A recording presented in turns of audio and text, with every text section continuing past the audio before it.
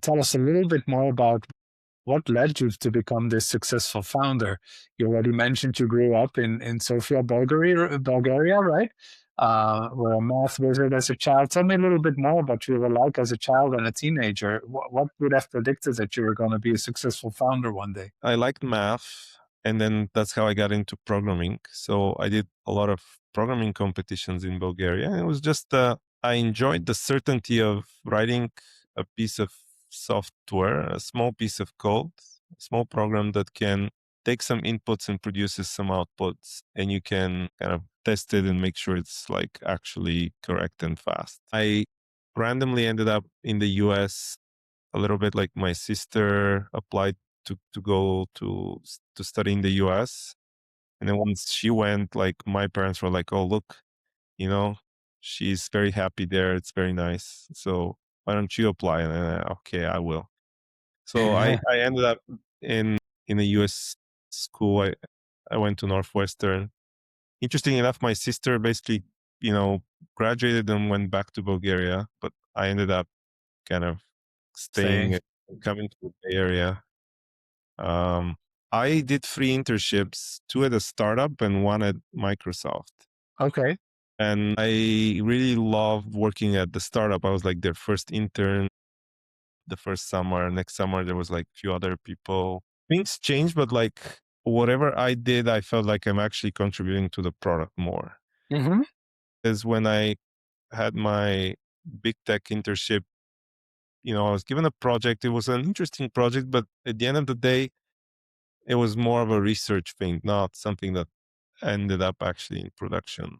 And so I joined a startup in the Bay Area. Like I really liked working with the team. I stayed there for a long time.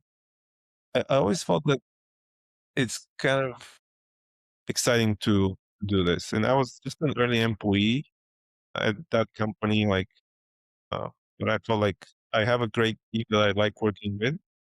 I would like to try to just build something together with them.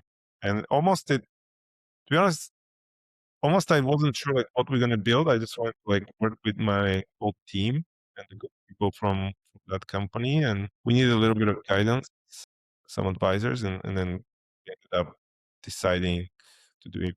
And it was a great choice. Like actually not completely like my idea, like what we and the team and the advisor like agreed on. Like it's a good thing to try. Nikola, what would be your advice to somebody who is behind you in their journey in starting a company? Maybe they just started, maybe they're just figuring out where to focus their time and energy. What's your best startup advice to younger founders behind you? Actually quite hard and difficult to build a startup. Even if things go really well, it's still a lot of work and a lot of uncertainty. You just have to be okay with the uncertainty. You cannot have like startups, they need to just try things quickly. You, and things change all the time. Like this is important now, tomorrow something else is important. So you have to be okay with the uncertainty.